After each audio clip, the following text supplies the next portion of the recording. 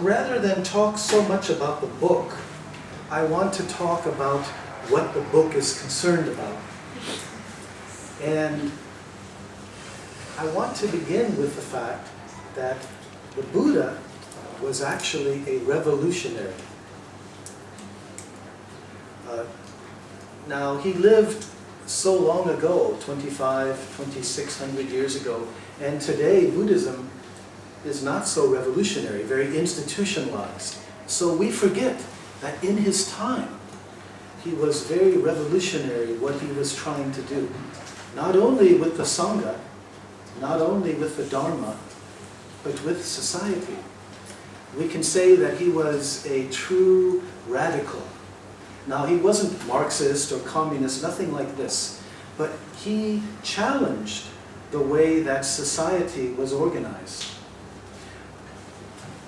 One very good example, maybe the best example, is his attitude toward caste.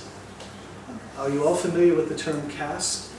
Indian society at that time, and still today, it's still organized primarily according to caste.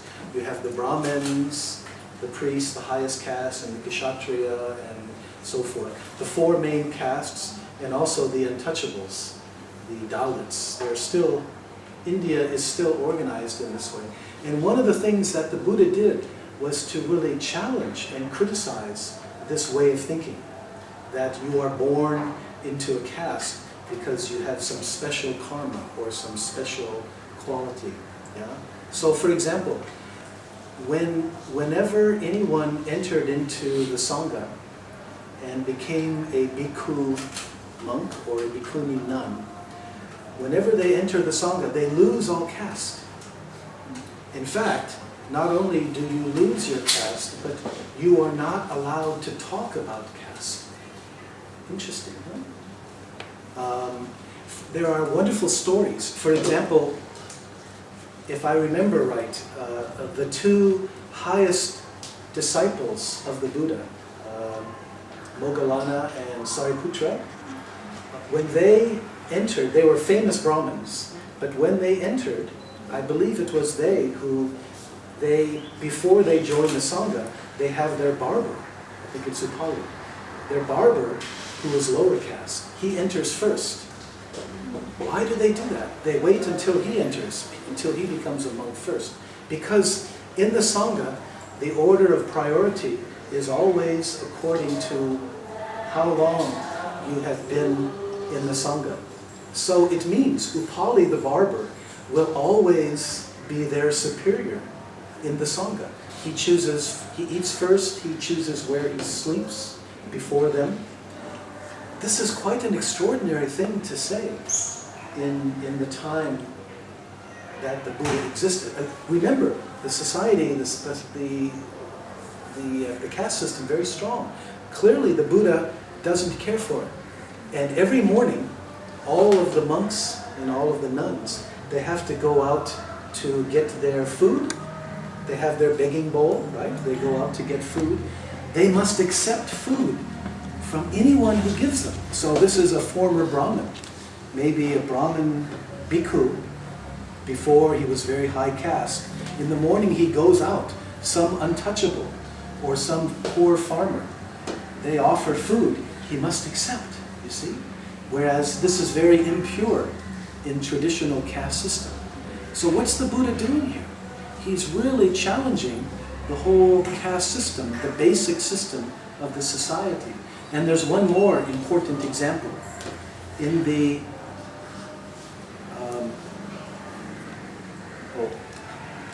I forget the name of the sutta, but there's one of the famous suttas where the Buddha is talking about, he's talking to some young Brahmins who are interested in the teaching. And the basic point he makes is that, what does it mean to be a Brahmin? A Brahmin is not someone who is born. A Brahmin, that is to say, a superior person, becomes that way because of how they live. So he's always challenging the emphasis on superior birth and saying the important thing is actually how we actually live in the world. So please think about it in the time of the Buddha. This is truly revolutionary. he's not just creating a separate religious institution, but he's doing it in a way that raises questions and challenges the whole social order. And I wonder, frankly, if the Buddha were teaching today, if he would challenge the class system. In the United States, we have the Occupy movement. I don't know if you have Occupy here in Malaysia, right? So I'm a member of Occupy Boulder. And in the Occupy people, we talk a lot about the 1% and the 99%. We have a big problem in the United States and in many other countries where there's a growing gap between the rich and the poor. Rich people are making a lot of money. They are becoming much richer very quickly. But now the present economic system, it becomes a big problem for many other people. So interesting question. If the Buddha is alive now in the United States, in Malaysia, we don't have caste system so much, but we have class system. What would the Buddha say about that? Does this make any sense? Yes. Can you understand my English okay? Yes. Let me pick another example of how the Buddha was revolutionary.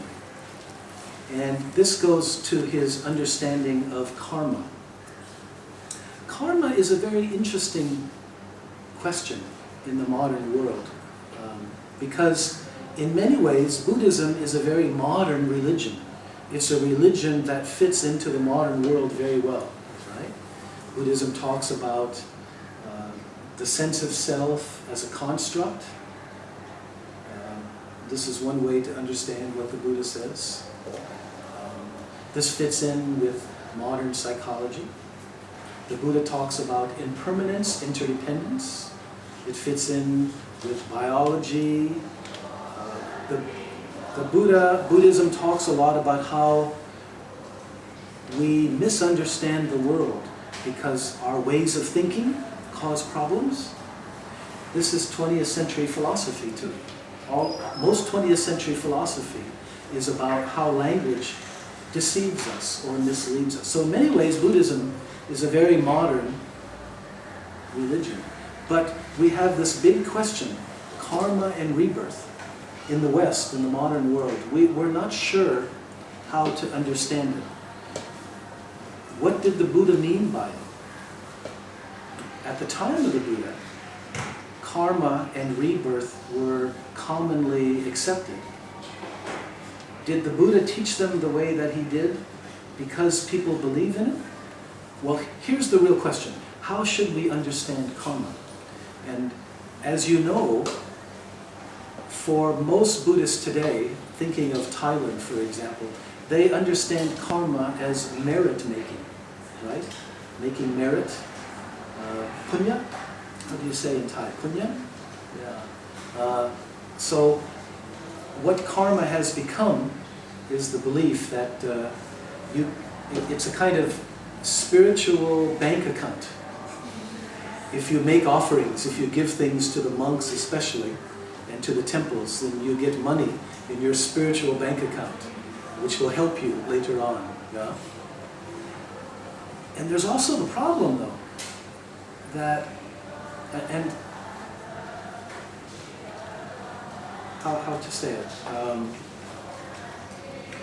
What karma, the way that karma is now understood, it also ends up rationalizing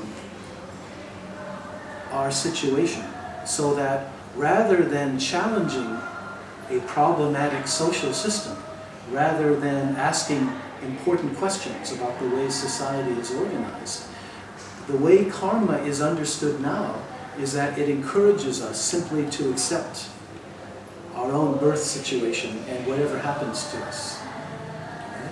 What do I mean by this? For example, I once heard a Buddhist teacher, I won't say his name, but this Buddhist teacher said, what terrible karma the Jews, all those Jews in Europe had during World War II with Hitler. They all had terrible karma to be born at that time. when I heard this, I was very unhappy. This is the way that many people understand karma, but I don't think we should accept this. I think that now we know too much about social systems and how they work. And it doesn't matter how good your karma is. If you are a Jewish person in Germany or Austria or France during World War II, you're going to have a big problem with the way that the Nazis are controlling everything. What I want to do is rethink how it is that we understand karma. And I want to do it by going back to what the Buddha himself actually said. Because this is the other way in which the Buddha was so revolutionary.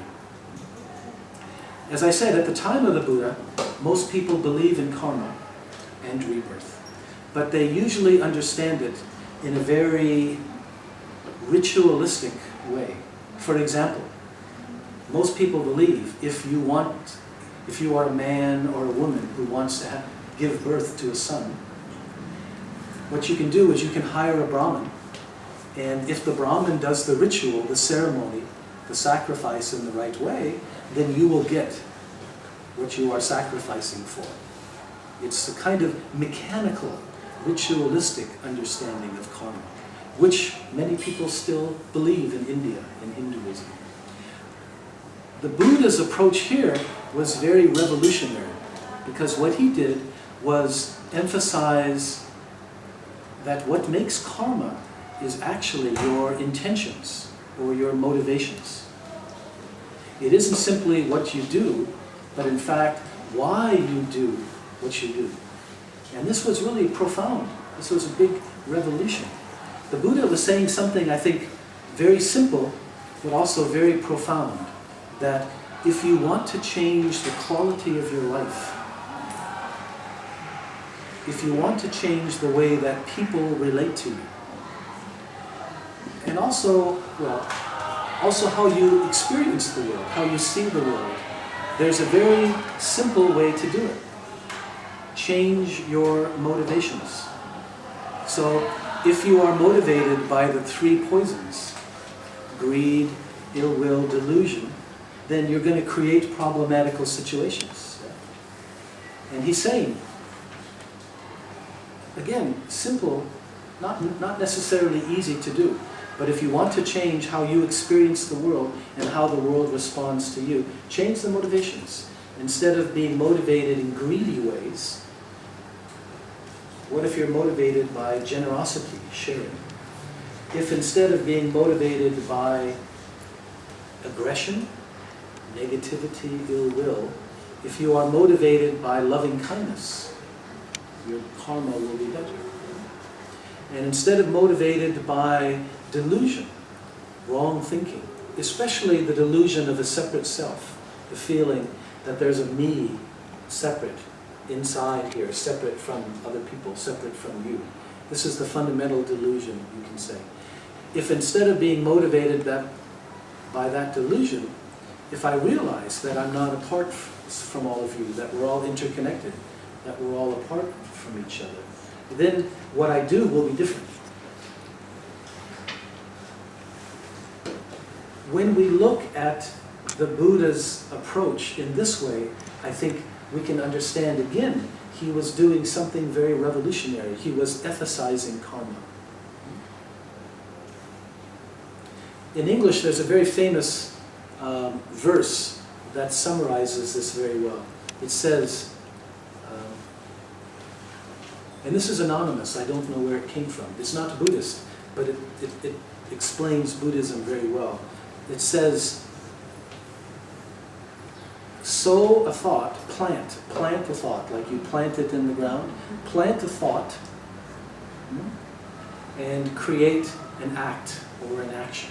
You plant the thought, and then out of the thought comes an act, something that you do, a deed. Plant a deed, you create a habit. Plant a habit, you create a character, you create your personality. And finally, plant a character, you create a destiny. I think this is very, very profound. You know, in Buddhism we hear a lot about samskaras, or habitual tendencies of mind. What creates these? What's really being talked about here is how when we change our motivations, and when what we do, we continually act with new motivations, then we become a different kind of person. This fits in with what I said earlier about the sense of self, the feeling of separate self as a construct. It's something, this feeling of, it's not this feeling of self, me inside. It's not, there's not something real here. What it is the way that I experience myself in the world. It's created by habitual ways of thinking, feeling, acting, reacting. And the most important part of those is our intentions. So, whether or not there's something magical about karma, most fundamentally, I think we can see the truth that if what I do is motivated by delusion of separation, by greed, so I want to manipulate you to get what I can from you, by bad feeling, maybe competition, negativity. If I am motivated by this, then naturally I'm going to create problematical situations. Yeah? People are going to respond to me in a certain way. And if I can change that, if I can begin to act out of generosity, loving kindness, wisdom, and if I continue to do it, it becomes habitual. It becomes part of who I am. So just like the food that I eat, the food, it's digested, it's assimilated, it becomes part of my body. It's the same thing with what we think and what we do. When we have habitual ways of thinking and feeling, they become part of what I am. And then they determine how it is that I experience other people and the world. And of course, when I relate to other people this way, we know people usually relate to us the same way back. There's a kind of feedback. So if I'm kind and generous and open, if I relax because I don't have to hide anything, then people respond in a certain way. But if I act out of selfishness, greed, then I have to manipulate the situation. How can I, what do I say, what do I do to get what I can from you? Then it creates barrier. Then it creates bad feeling. Then it creates bad karma. So this is one way. This is another way in which the Buddha's path was something revolutionary in its time. Today we understand it. Today we take it for granted. But in the time of the Buddha, this was truly revolutionary. It changed everything. It doesn't, the emphasis, the Buddha said, the emphasis is not on ritual, on ceremony, on prayer. The real emphasis is upon the ethics of what you do, how you live. Amazing, amazing. Okay, so far, can you understand what I'm saying? I think it's very simple, very clear. But what I want to do, and what the book tries to do, is to emphasize that today we have a new problem, which the Buddha did not experience so much, right? I talked about the three poisons, or the three fires, different ways. Three poisons, three fires, three roots of evil, three unwholesome motivations, right? I talked about them. Greed, ill will, and delusion, right? It's very interesting. The Buddha doesn't talk about evil. When you read the Pali Canon, he doesn't really talk about evil so much. What he does, he talks about the roots of evil, why we do bad things, and it goes back to these three poisons, or these three fires. But here's the problem. Today, these three fires have become institutionalized.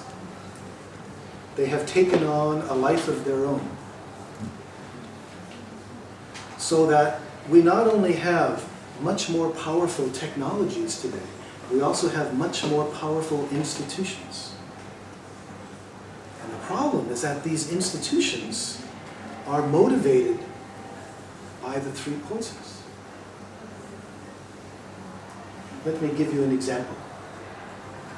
Suppose the CEO of a big multinational company, suppose he realizes, I'll say he, it could be she, right? But it's usually he, so I say he, right?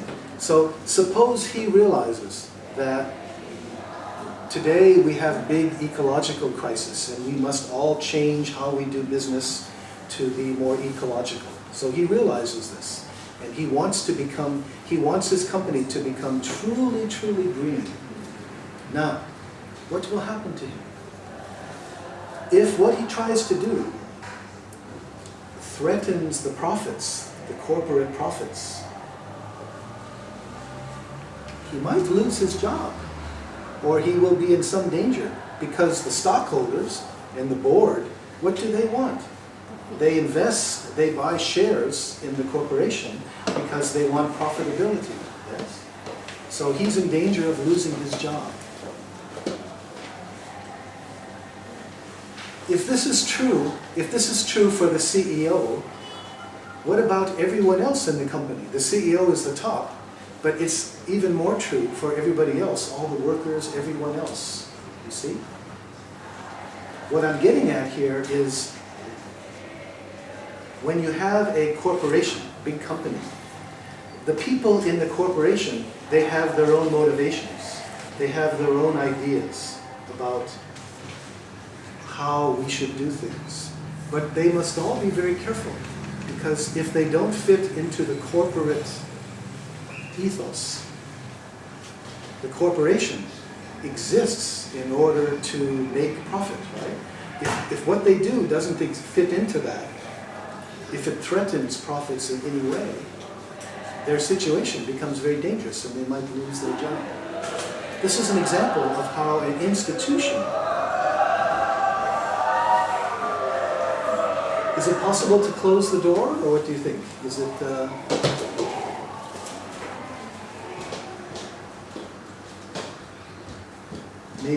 maybe too difficult, or what?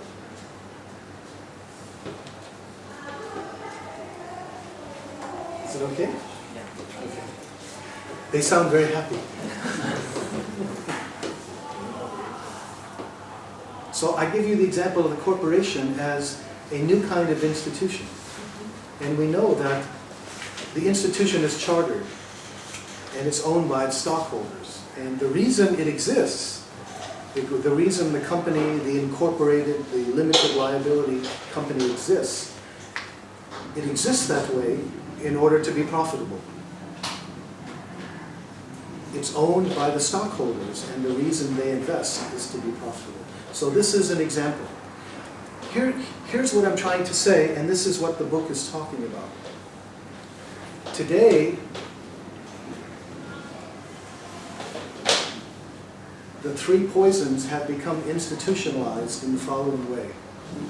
Today, our economic system is institutionalized greed. In the United States, at least, our military-industrial complex, our militarism, is institutionalized aggression. And finally, I think our media, the news media, the corporate media, today they institutionalize delusion. Please remember what the Buddha said. These are the three roots of evil: greed, ill will, delusion. If they are institutionalized today, it's very dangerous if, according to the Buddha, these are the roots of evil, you see? So let me spend the rest of my time just talking a little bit about each of these three, right? Are you with me so far? Yes. See, I want to connect the original teachings of the Buddha with our social situation today. And I think this is really, really important. That just like in the time of the Buddha, what his teachings had very important social implications about caste. Today, I think we also have to see how his teachings about greed, ill will, delusion, what they mean for society as a whole today, the way that society is structured. So let me just say a little bit about these three, okay? Institutionalized greed, what is that? Well, first of all, what is greed?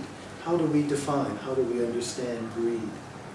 My idea of greed is I never have enough. You always want more. It doesn't matter how much I have, right? So if I'm greedy about something, never enough. But please think, isn't this our economic system? Consumers, we never consume enough. We always want to consume more. Right? Corporations, they're never profitable enough. They never have enough market share. They're never big enough. They always want to keep growing. National GNP or GDP, it's never big enough. We always want. The economic model today is always more is better. And more is never enough. You can always have more. But if this is the definition of greed, it means that our economic system is greedy. And it's a big problem too. I think we can see, when economists look at the economy has to keep growing. If it doesn't keep growing, it starts to collapse. But the problem, of course, we can see so clearly now, the economy wants to keep growing. We need more profit, more jobs, more consumer goods, more shopping centers, more everything, right? The need to keep growing, but the earth is limited. It doesn't change so much. So you have a limited climate.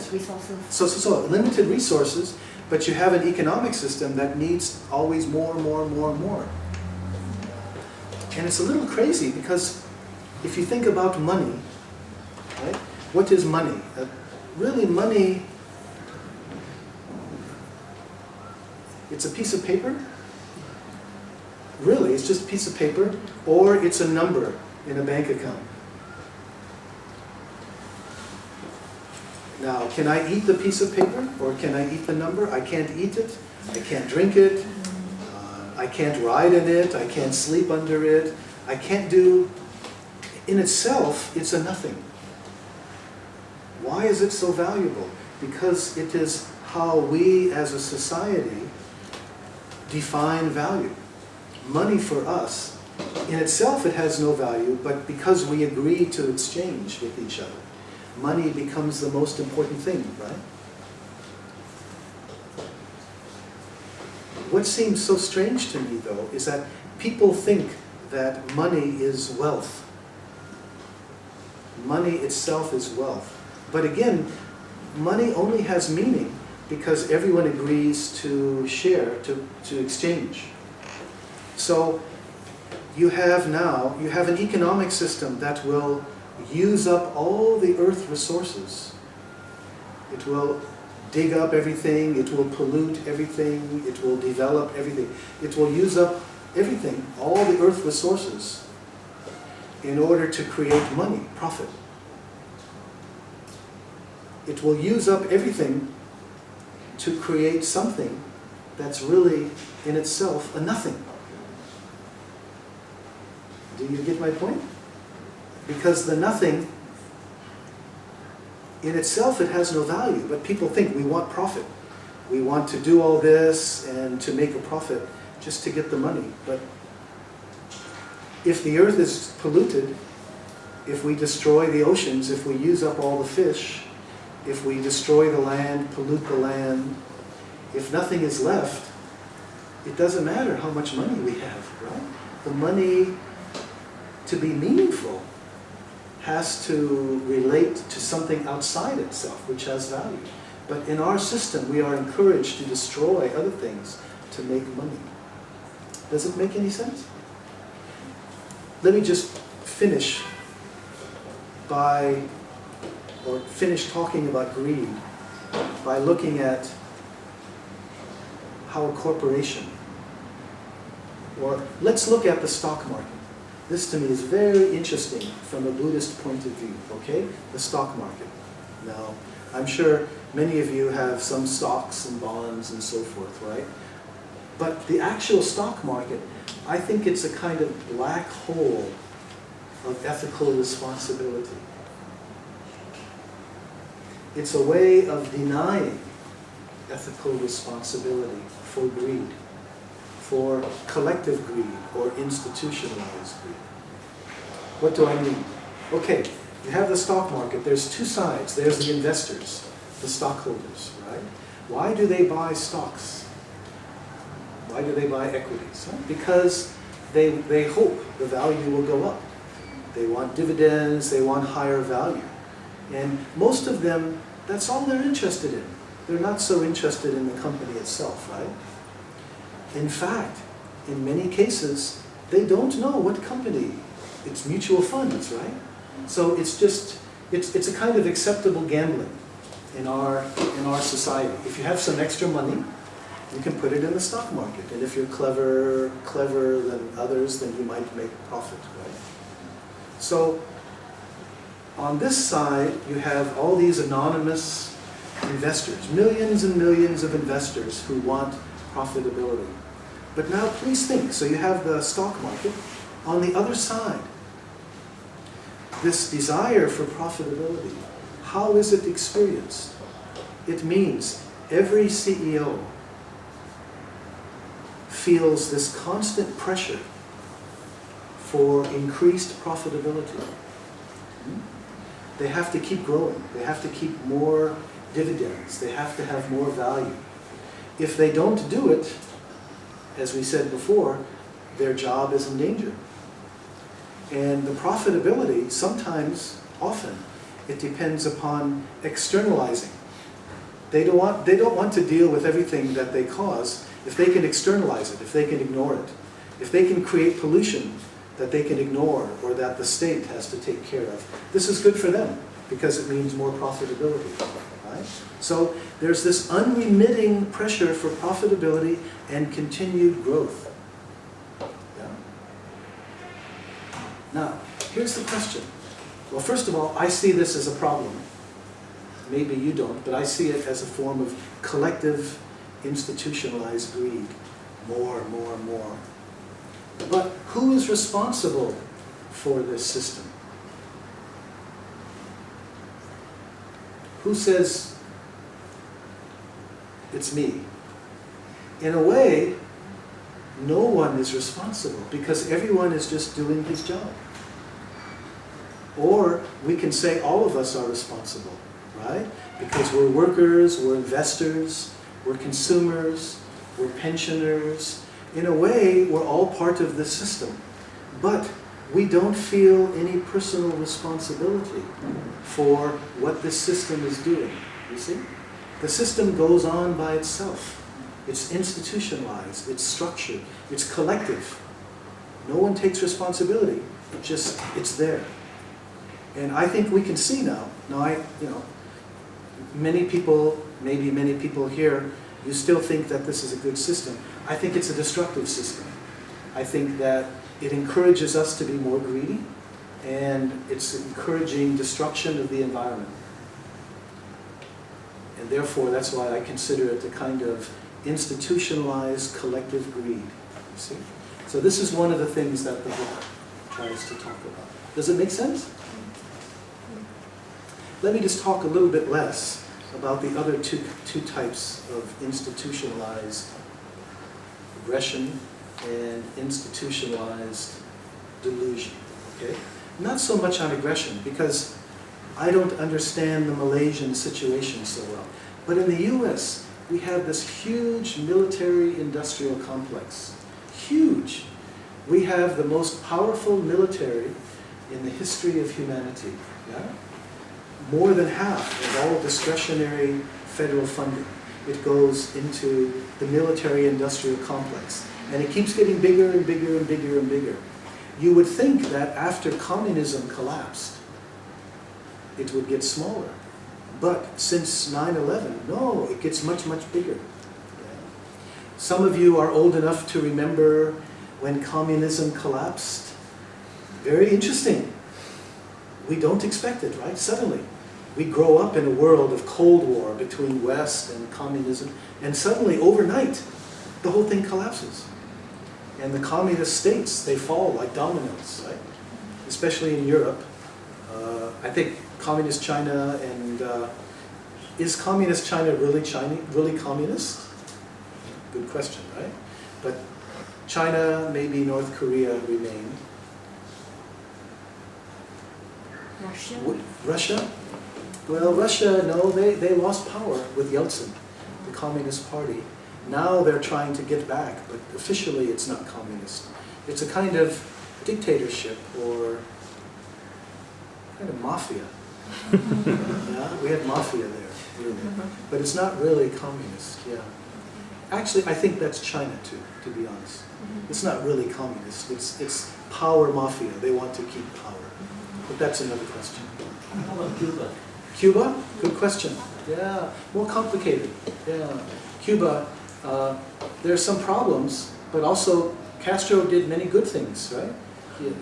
Good healthcare system. For the poor people, Castro was very important. Yeah.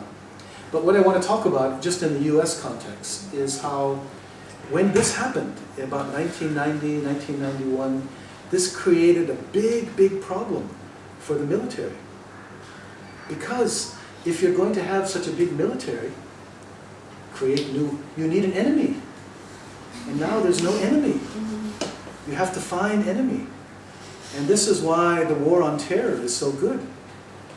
9/11 was the best thing ever happened to the US military. Because suddenly the budget goes way up, Homeland Security. Yeah? And you can have war on terror. And the war on terror, already it's the longest war in US history. And it justifies increasing more and more money, more and more resources, right? And maybe this war will never end. How do we know? Because they always tell us there are terrorists somewhere trying to kill us, right? So we have this crazy situation now, in the US at least, I can't say Malaysia, where, do you understand how ill will, aggression is institutionalized, at least in the US? And there's another thing too, the way that, I think psychologically, we love war. We enjoy, we say that we don't like war, but really we love war. Because we like to, when there's a war, we are united together against the bad guys over there. So it's not simply an economic thing, but also whatever negative feelings, whatever aggression, whatever ill will we have, we can all put it together and we can throw it at the enemy. We try to kill the enemy. So this is an example, at least in the United States, of how the incredible military complex has institutionalized ill will. We also have so many nuclear weapons in the United States. And still, many, many more. It's very crazy. It's like we have so many nuclear weapons that if we use only 5%, we destroy the whole Earth. So why do we need the other 95%? What's the reason for this? We have much too many nuclear weapons. But there's a kind of psychology here. When you are into aggression, behind aggression is always fear. And so what's going on here is, once the fear is there, you can never be secure enough. And that's what rationalizes more and more money, more and more homeland security, more laws, more control, more airport checks. So society becomes very militarized, very structured. Does that make any sense? But let me finish. Let me just talk a little bit, and then we can have discussion. A little bit about the third root of evil, or the third poison. Anybody remember what it is? Delusion. Delusion. So one way to talk about our own problem, individual predicament, the according to the Buddha, is that each of us, we are inside a kind of a bubble or a fog. We don't experience the world as it is because we experience it filtered by our ways of thinking. So the bubble, it's made up of our ways of thinking, our ways of feeling, and it interferes with how we actually experience the world. Yeah? So that's one reason why we need to meditate. When we meditate, we're letting go of the fog or the bubble. Yeah?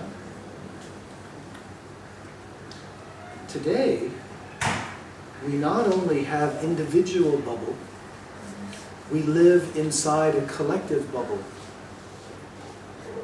a collective consciousness, which is created and sustained by the media.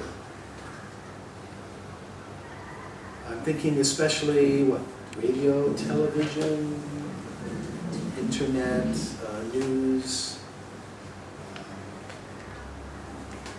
You can include everything if you want. Newspapers, magazines, all of this. What's going on here? In the US, we emphasize that free and independent media is very important because if you want democracy to work, you have to have a place to discuss important issues. But the problem, in the United States at least, is that the major media are corporations. And their goal is not to educate or inform us, right?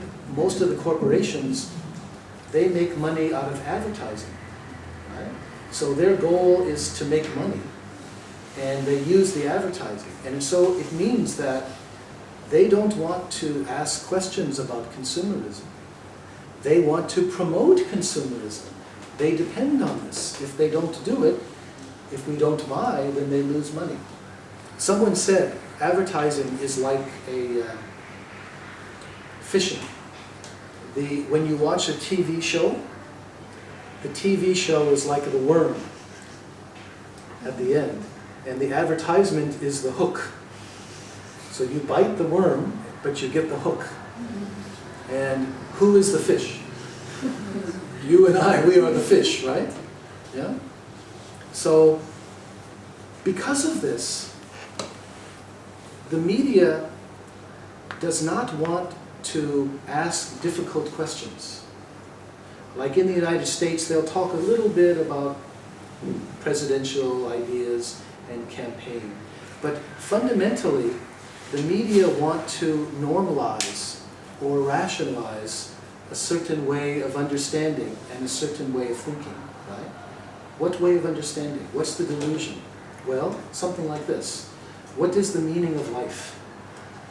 The meaning of life is to make and spend and enjoy money. That's the meaning of life.